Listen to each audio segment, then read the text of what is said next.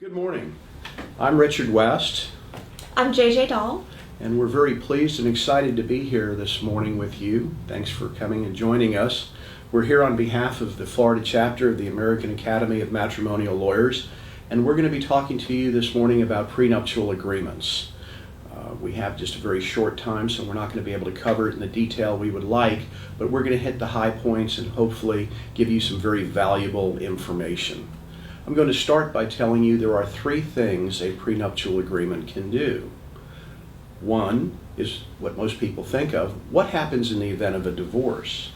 But the other things the prenuptial agreement can do is deal with what happens in the event that you're happily married and one of you passes away. And finally, it can deal with what happens if you're both happily married, living together, and how do you handle the family finances during that period of time. JJ, you going to talk to us a little bit about the Prenuptial Agreement Act? Sure. We can't just create and do our own prenups. We're actually governed by a law in Florida that says it has to be in writing, that it should be executed after there is financial disclosure.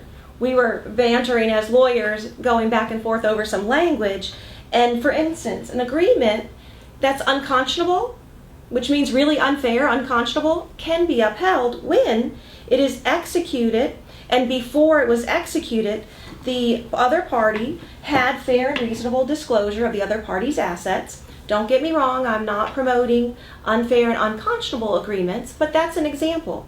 And we also can't, if we agree that we waive alimony and the other party doesn't get anything, a court can actually step in and say, hey, if now you are going to be a ward of the state and you have to get food stamps, Medicaid, well, we can set aside that part of the prenup. So we want to be careful and make sure that our prenup abides by all the statutory requirements. And the key to those, I think, whether it's a fair agreement, as they should be, I don't like the word fair because nobody will ever agree on fair, but at least an acceptable agreement to both parties, is full disclosure. So that's one of the cornerstones. We as adults are free to contract and make a bad deal if you do it knowingly and free from coercion or duress. Let's share first, with our audience, what normally goes into a prenup, because we're talking, we know what they're, but what topics are normally covered in a prenuptial agreement? Well, what most people don't know is that when they get married, certain rights are created by virtue of the marriage under law. Rights changing the ownership of property from what we call non-marital property, that is what you had before you got married, or things that you think might be non-marital because you earned them or acquired them in your own name. I'm so glad you said that, because so often my clients freak out when they find out that the pension they've been earning during their marriage belongs half to their spouse. Sure, and you might go buy a home titled just in one name. That's unusual in Florida, but you might think it's your home. Well, it's not. Certain legal rights are created. In a long-term marriage, a right to receive alimony.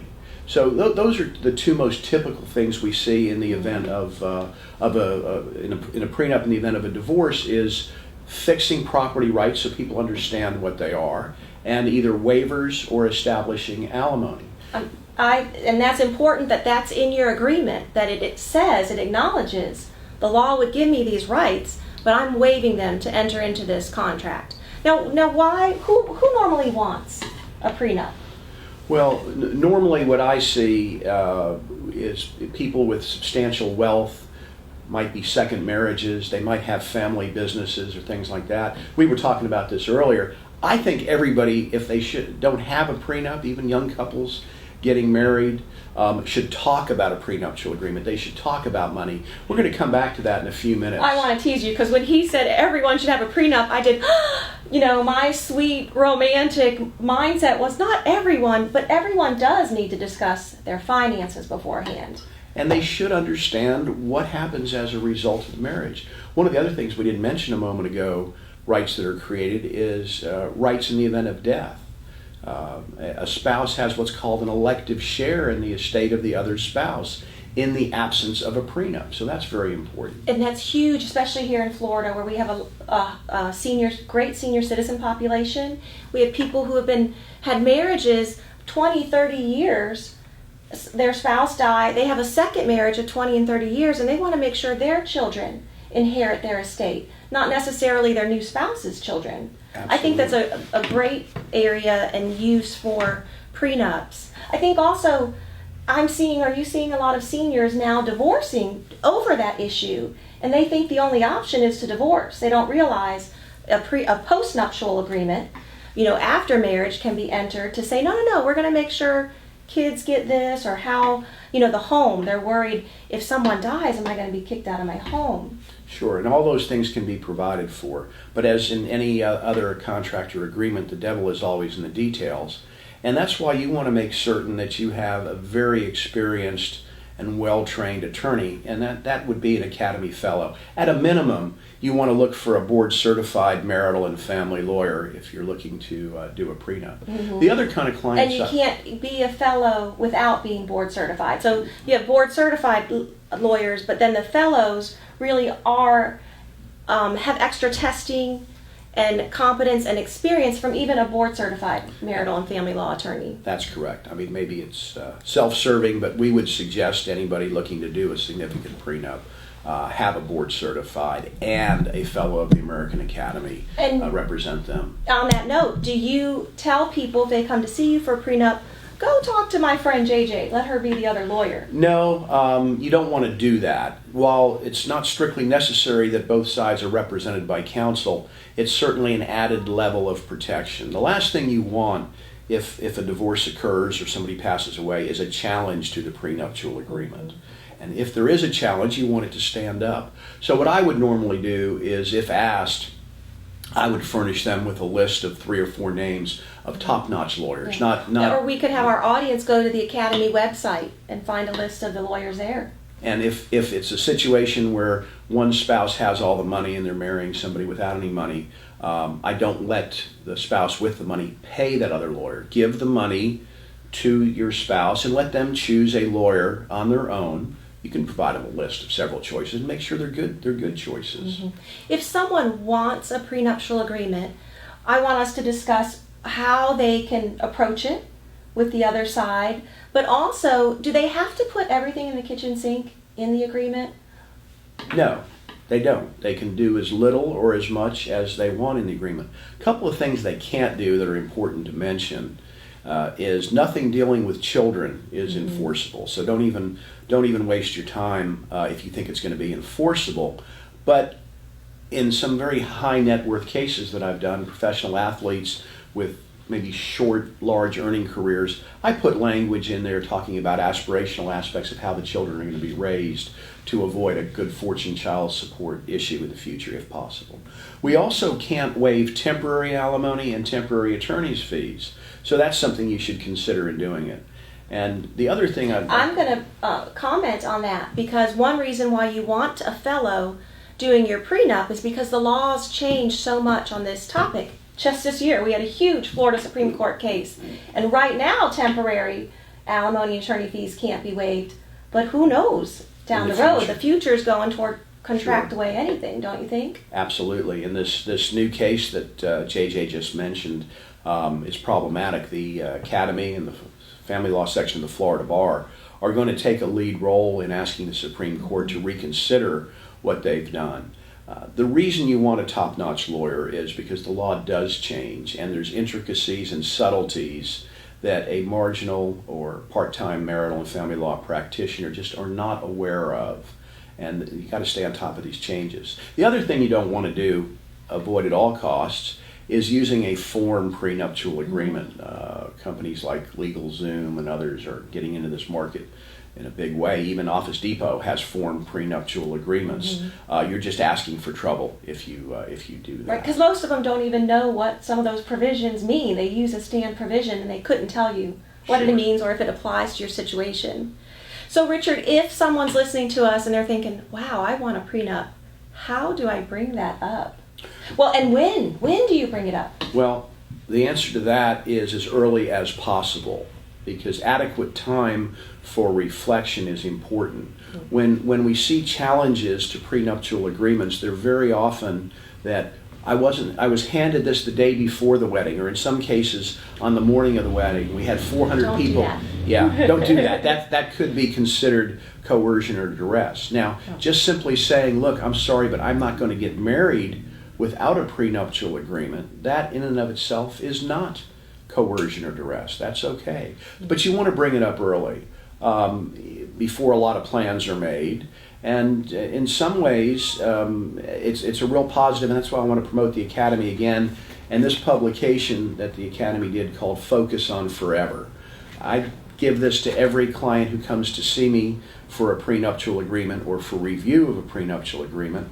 I give it to my friends who tell me their children are getting married or if they're getting married again. And it's broken into two parts. Part one is about communication, which is one of the big problems we see is experienced marital and family lawyers that break up marriages, improper communications. But the second part, and more relevant to today's discussion, is the financial aspect. And it's a workbook format. So it's a perfect opportunity to bring up the look, marriage is a partnership. We need to talk about money. And in doing that, it's a natural lead-in to the prenuptial agreement issue. Yeah, and I want to share with the person who is like, I cannot broach a prenup. What can I do? We're actually fortunate in Florida that our statutes for dissolution do recognize non-marital and premarital assets. So there can be some planning in advance if you have premarital assets to always keep them separate, to never commingle them. There's some estate planning that can be done to help not have to go there. Crafting irrevocable trust or putting an asset in a trust to take it out of the marital asset arena. Irrevocable trust, I should say, but another good point on why you need to talk to somebody who's experienced. And if you're going to a fellow, they've been tested, they're experienced, to know what the difference between what kind of trust is marital and non-marital. And that's a good point, JJ. I think even if you're not thinking about a prenuptial agreement, you should do a consultation with a marital and family lawyer before getting married, just so you understand what is going to change in terms of your ownership rights to what you think is your property and how the marriage will affect that. And as I say, even if you don't want a premarital agreement, there are ways to shield what you might own before. But what about a young couple who really has nothing? Why do you don't agree with me on that, do you? I tell them if you have nothing, and they're young, if you're not willing to lose it all, don't do it. Marriage is hard enough. But I've had a young couple where their family had significant assets, and the family was very concerned about what would happen when they got married with that. And so with proper planning and it really prenup said it's only for this topic, and got that handled, and that can be helpful in a marriage. And like for instance, my prenup say the purpose of the prenup is to promote marital harmony because so many marriages do break up over finances. So some things are proper, I think, and good for putting out. But new people with nothing, if they want a prenup, I'd be like, don't do it because you're looking for an out. See, and I disagree with JJ. I think it's important to have that discussion. I think it's better if you negotiate the out while you're still friends and not let hardship set in. And it's a living document. It can change with time, and it lets people reevaluate where they are and what their goals are and have these very important discussions that some people just ignore. I'm always surprised when I represent most often women when they come in and they absolutely know nothing about the family finances. And that's just not a good basis for a solid marriage. Right. So I think this is really an important discussing aspect to cover. finances definitely are, and it's a great way, to, if you are the one that wants the prenup and don't want to bring it up that way, talk finances, and it can naturally flow into that. And it's also an interesting way to discover what people's values are in terms of entering the marriage. Which would be nice to know before you got married. Yes, it would. What are some best they've come to us, they've got an agreement. What's some of the best execution practices? What do you recommend? Well, I like to videotape the execution. I like the person to show that they're doing it knowingly, that they're in their sound mind.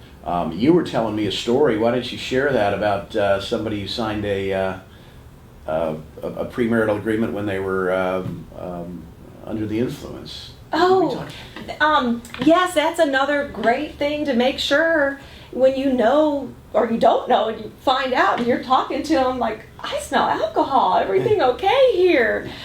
You have to be mindful of that. We have a series of questions we go through and make sure that they're not on a medication that would interfere with their ability. Ask some simple things. I've never really had to worry about competence like you would with executing a will, but it's great to have those questions asked and to make sure they've been told. You say on the record, do you have any other questions? Have you consulted with a lawyer? Do you know everything? Are you comfortable? Absolutely. If you're considering it, if you want more information about it, we urge you to contact a fellow of the American Academy of Matrimonial Lawyers. You could go to the Academy's website, and there's a number of excellent experienced family lawyers in almost every area of the state of Florida. And we all want to draft an agreement for you and then hope you never need it. Exactly. So thank you for spending some time with us this morning. If you have any questions, give us a call.